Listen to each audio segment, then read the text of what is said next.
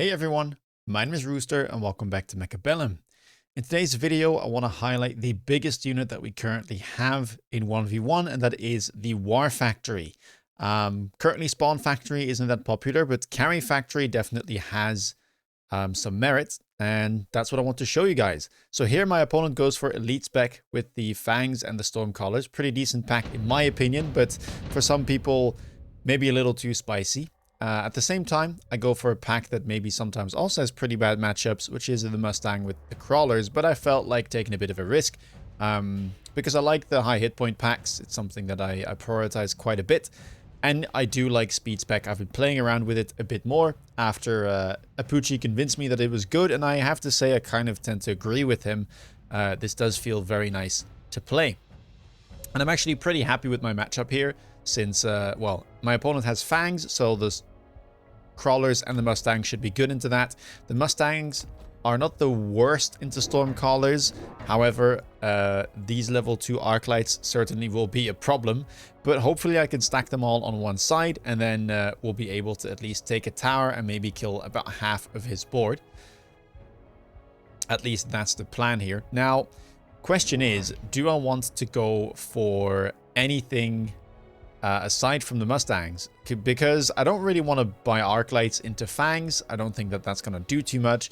But then again, buying 2 more sets of Crawlers is maybe just a bit too much of an overcommitment into these Arclights. I don't really want to feed them that many kills. So instead I go for something a little bit in between, where I buy 1 Marksman because I'm going to be on one side of the board, and then 1 more Crawler.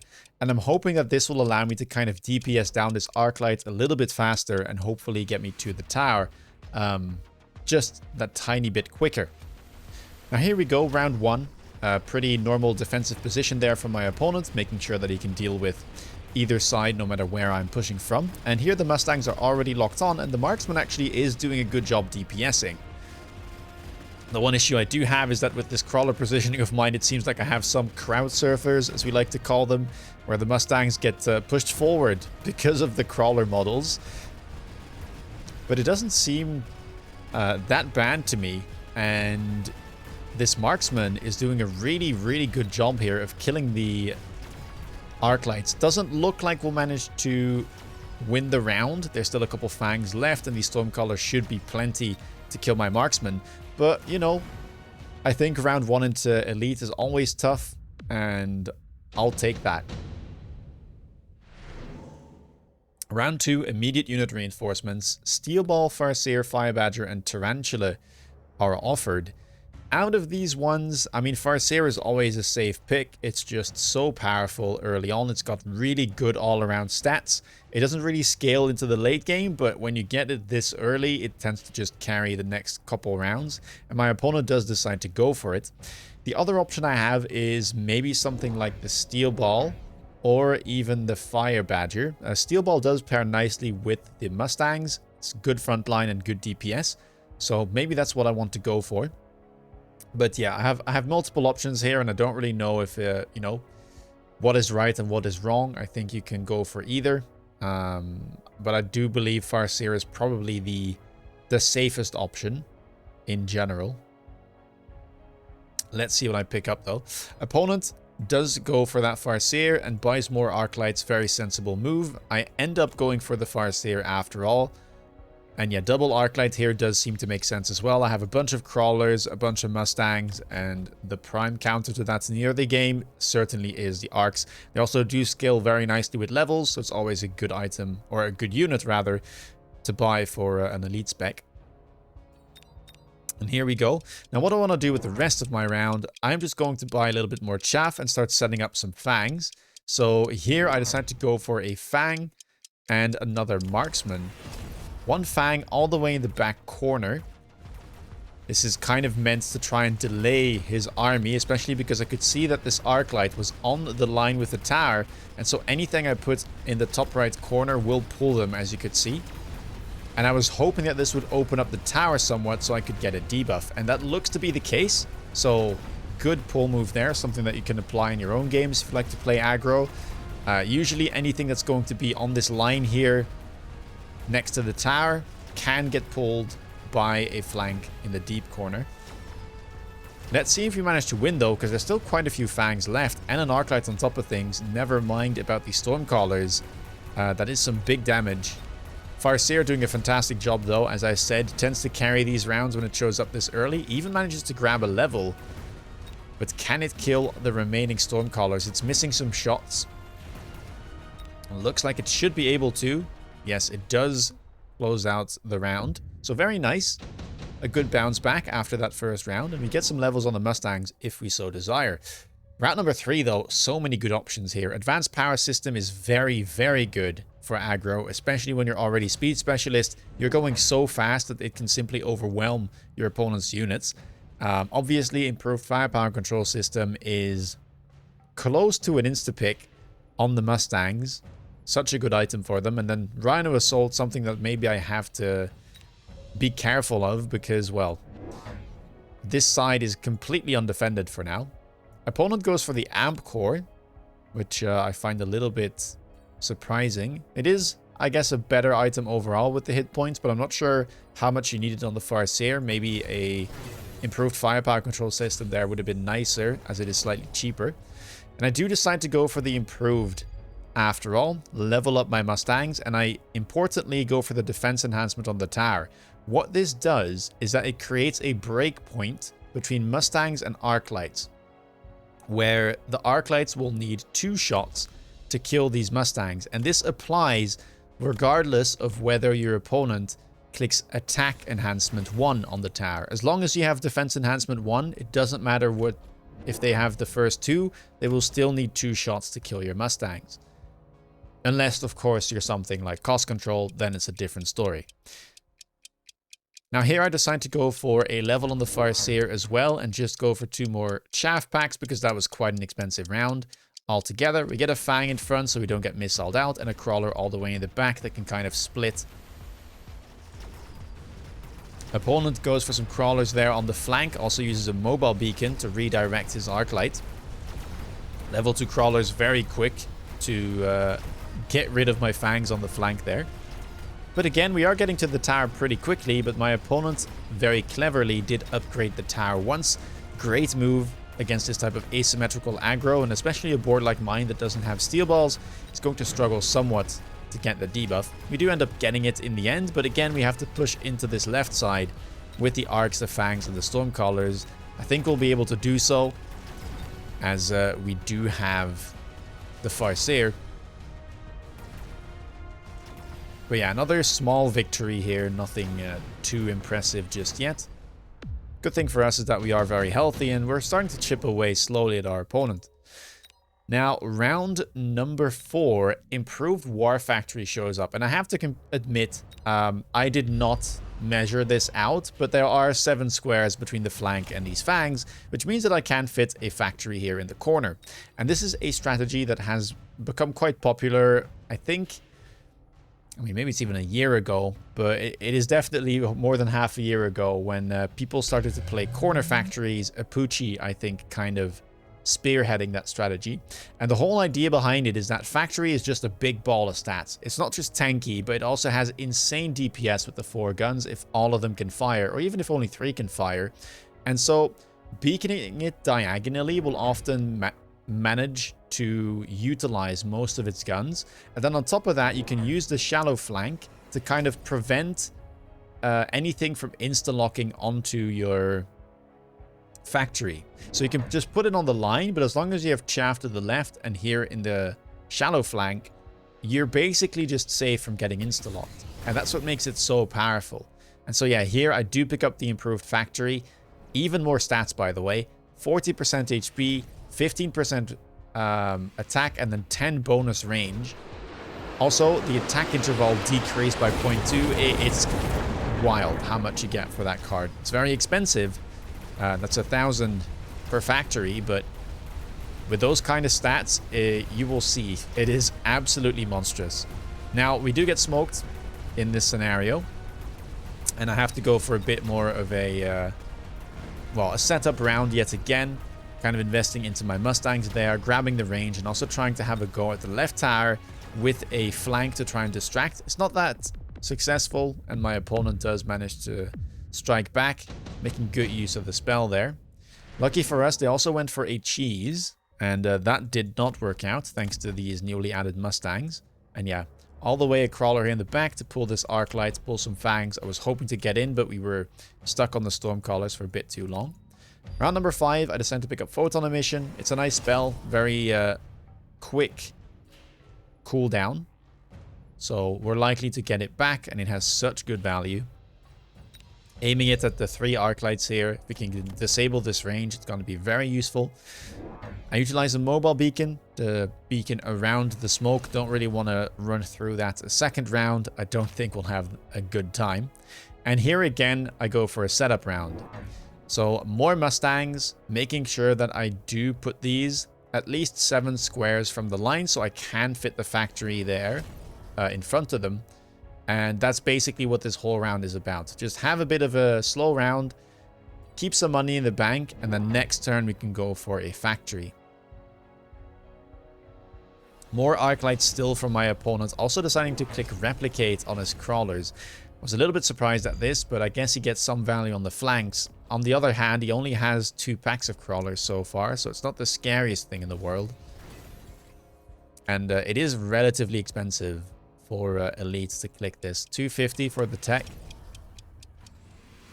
But I guess for now, the board of arc lights should be enough to deal with the Mustangs. I have telegraphed what I want to do, though, so opponent there should probably try and play around that. The EMP does land. Opponent didn't go for it. Did go for the oil. And took supply enhancement, which, by the way, I think is a big mistake. I already think that supply enhancement isn't good on round 3, which is the earliest round it can show up. But it's definitely not a good pick in the rounds after. It doesn't pay out 50 extra on the turn that you pick it. So for a card that costs 150, right, it's 100, but you also don't get the skip money, so it's 150 that you have to pay back. It takes 3 rounds from this round to be able to just break even, and then it's 4 rounds before you start making 50 extra money. So if you pick it on round 5, on round 8 you've paid it back. On round 9 you start making 50 resources, and at that point in the game 50 resources really doesn't matter that much in the grand scheme of things. Anyway, enough talk. I decide to go for a war factory here, and it is immediately a level 2 factory because we get the intensive training. So big round, we saved some money and we're just able to instantly go for this factory. I was planning to put it on the right side, but I decided to put it on the left because there's oil there and I don't really want it to run through this. So instead we're just going to put it here, and to be honest, I don't really have any reason to believe that this is ever going to die. It is 455,000 hit points worth of pure destruction, right? It is a Titan after all. And yeah, I'd be really surprised if my opponents could deal with this round. Does go for the EMP there. I was a little bit surprised about this as well. I mean, it's good against the factory with overload, which is the tech that we've given it, but apart from that, it's not the best. Usually the arc light should be able to one-shot the Mustang, and even if they don't, I don't think the EMP is that valuable. So a little bit surprised about that. Goes for a level 2 Overlord and decides to go for range there on it. Also a bit of a surprising move, I have to say, considering the Mustangs on my board. But maybe with the arc lights there, might be able to take it down. And honestly, the Mustangs are starting to die and this factory can't shoot up. So yeah, with all my Mustangs gone, that should be the Overlord taking care of things. And maybe that is just one of the best things that he could have done this round. Because I think if you put a melter in front of this factory, even if it locks on, there's a good chance that it ends up dying anyway. Because like 2 or 3 shots from the factory and the melter is dead. So opponent gets a good round, and I do go down to 2300 hit points now. Also, the cat is out of the bag. I have properly committed to the card I picked up. And now we get Raiden on top of things as well. Opponent picks it up, and he does run the ionization tech, which does decrease the attack of Raiden, but also makes it deal damage equal to 40% of the target's current HP. And this is basically a tech that does insanely well into things like Factory. It also does not get countered by something like Photon, which I end up clicking because I'm kind of willing to risk it. And, well, say, you know, this is good against the EMP arcs. It stops me from getting slowed down. And, yeah, if ionization shows up and it does actually manage to kill this, we'll just have to deal with that. But yeah, with all the Mustangs on the board and potentially being able to click aerial specialization, I wasn't too scared of the whole air response. Opponent does go for a missile, which is maybe something that I should expect and perhaps put down a missile interceptor. But yeah, we decide to go for aerial specialization instead. That does mean that we will get slowed down. Photon doesn't do anything against that. We do have the temp speed, and hopefully we'll be able to just power through. All I need this Factory to do is lock onto the tower with one gun, and then it'll go down in, you know, a split second. Marksman here, still on the board, by the way, level 3. Maybe it can lock on. Oh, it doesn't. Sadly, it gets distracted by those crawlers on the flank. But we do manage to get the debuff, and with a couple Mustangs left, I think we should be able to take down this Overlord. Mustangs chipping away at it. Oh, do we have enough left? I think we should. 2 arc lights remaining. I might get a tower debuff. Or I might get debuffed myself, rather. But, okay. Mustang's able to take out the Overlord. And with that, we should just win. Debuff won't matter. This Factory is way too tanky for his units to deal with. And that means we do manage to take another round. It also does pick up a level. So potential level 3. Never mind level 4. Never mind level 5. Factory as another intensive training shows up, and the one we had is back off cooldown. Now, that does seem very memey, but I was on stream, and you know, sometimes I like to indulge my viewers, and well, you can already guess they were screaming for a level 5 Factory, and so how can we do anything apart from just building the level 5 Factory, right? EMP is back off cooldown for us as well. Opponent has the smoke available, and there you can see the leveling has begun. That is a level 5 Factory. I had 1400 resources. Now I have 150. So yeah, it is very expensive, but man, it does look very scary, doesn't it? Look at this. The gold on black level 3 gilded skin, which gets applied at level, well, anything above level 3 as well. And we've broke 1 million hit points. 1,137,000 hit points right there. It deals 41,000 damage per shot per gun, and every gun fires every 0.8 seconds. Yeah. There is nothing you can put in front of this that will not instantly die. I decided to put down a missile interceptor, and looks like I managed to sell something there to be able to get all these levels on the Mustangs. I am loaning here.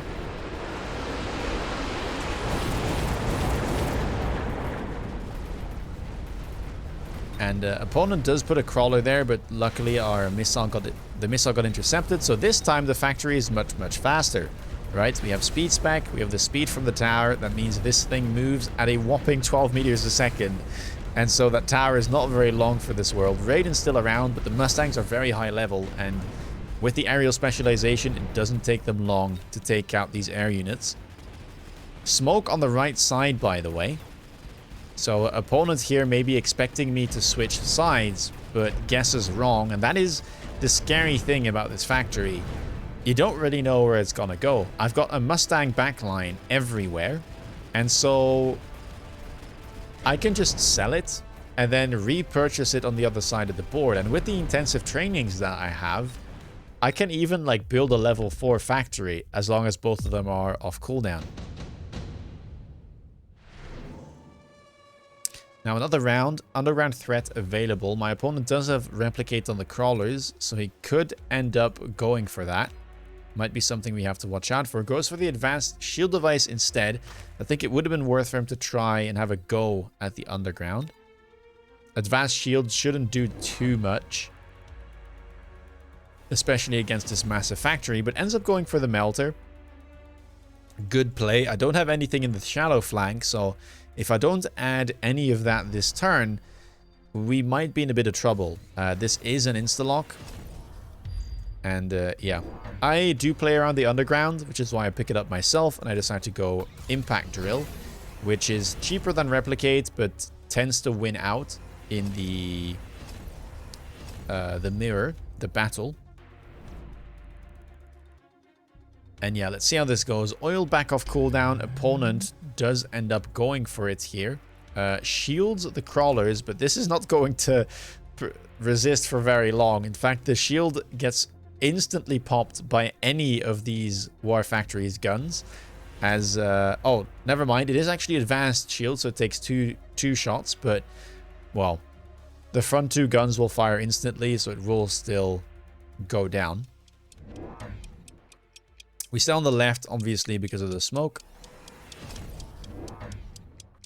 And opponent decides to go for acid on the crawlers. Again, not quite sure what this was about, since I did click photon, so that's not too useful. And he does have the melter there for the insta-lock. Does get it. And it looks like my factory has been slowed. I believe that a missile there ended up hitting it anyway. And we're also inside of this oil. By the way, look at how long it takes for this to go down. That's a level 2 melter that's been locked on since the start, and it only goes down now. But yeah, sadly, that does mean that our raid boss is down, and the Mustangs are strong, but they're not strong enough to be able to deal with all these air units, especially with the smoke and the oil there. So a big round, and with this many giants, that is quite scary. Down to 500 hit points. And we get another set of unit reinforcements here. Opponent decides to go for Phantom Ray, which is somewhat of a surprise to me. Does go for the armor, but I think these Mustangs are so high level that the armor doesn't really matter. They will delay the Mustangs ever so slightly, but once the Mustangs are level 3 or level 4, like a level or 2 levels ahead of the Phantom, this tech doesn't really do too much when you have aerial specialization. I pick up the Phoenixes because they're good DPS and they should help me deal with this stuff. Opponent puts down a bunch of missiles, expecting a shallow flank here to distract this melter, so I think that is a good play. And I sell my factory. I have 4,150 resources this turn, which is enough to recruit another factory at level 2, level it twice, and give it a third tech. Yes, that was a turn, and still have 1,050 resources left. That level 4 factory did not get redeployed. We have redeployment at home, and we just recreate it on the other side of the board. Now, normally I could put it in the corner, but here it is actually safer to leave it in the middle since there is these crawlers and this melter on the outside. So now I'm just pointing it straight at the tower with the protection of the other units, and we should be just fine. We are missiling these crawlers on the flanks because, well, they are kind of annoying. And we just beacon our factory to the side. It has a bunch of range now, 145. And it should be able to lock onto this tower relatively quickly. Those arc lights are not long for the world. And yeah, now we can see 2 shots is all it takes to take down that level 3 tower. And this melter is simply getting overwhelmed. The factory escorts in all of these Mustangs. And we get the other tower, which will allow us to kill the other melter. And suddenly we strike back with force after losing the last round. And is that going to be enough? 2.8k is a lot. So not quite. Down to 272. But now we have a round of respite. Or maybe I spoke too soon. Lightning Storm shows up after we finally get rid of the smoke and the oil. And opponent cleverly does pick it up. Something I could go for as well if I want to. I don't think it's that impactful into these overlords, I have to say. But it is decent chaff clear and, well, I think it would be weird not to pick it. I can use it on the left side, leave my factory on the right, and just hope that this does enough. Opponent goes for some Vulcans. I do decide to shield. Have to make sure that my Mustangs survive this. The EMP, by the way, is back off cooldown, and the opponent here goes for range on the Vulcans, which is a little bit surprising. I think something like Incendiary Bomb here would have made more sense. Range is a bit tricky into the factory because it might create an insta-lock onto it, and then it just doesn't chaff clear at all. So something like fire doesn't care too much about that. Bunch of shields here. Lots and lots of resources onto those barriers. Of course, I go for 2 of those as well. I end up going for energy shield on my Phoenixes, so hopefully they don't die. As a kind of safety measure in case some of my Mustangs end up biting the dust. And yeah, you can see my opponent doesn't really know what to do here, because the factory I can sell, I can deploy on the other side. He kind of needs to respect it. Although maybe he should have just all in on the right, took a gamble. Does sell out of the Overlord there. And let's see how this goes. Factory, again, with the temp speed, is just so fast. And again, the tower just falls. It is level 3, but 5 seconds of debuff is plenty for us to create some absolute chaos on the right side. Looks like those crawlers are doing a pretty good job still, but with the arc lights gone, we should be able to take this out, no problem. Left side also looking good. We managed to get rid of all of the air units, and I think with that, this melter, it might be level 3, but it is no match for this guy over here, which is not top on damage, but I guess we had to rebuy him at some point. I'm sure that it would have been otherwise. And that is how we close out the game. Kind of a crazy one. I've had multiple of these games where either me or my opponent ends up having a lot of intensive trainings, which I think is also a result of training specialists being added into the game. But yeah, it does seem like I've seen more of these. Remind the level 8 fortress video that I made 2 days ago. That was also kind of wild. But yeah, War Factory, especially an improved one with levels and these battle techs, right? Range, overload, photon, even something like armor if you want. So tanky. So incredibly tanky. We also have both of the tower enhancements here. I felt like I had tons of money this game, which is kind of surprising because I'm not an econ spec by any means.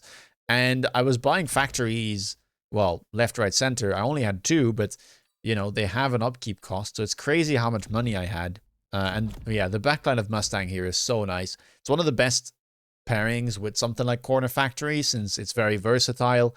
The Mustang, that is, and it allows you to chaff clear, deal with air units, etc. And we got a bunch of levels, and that allowed us to deal with this air threat.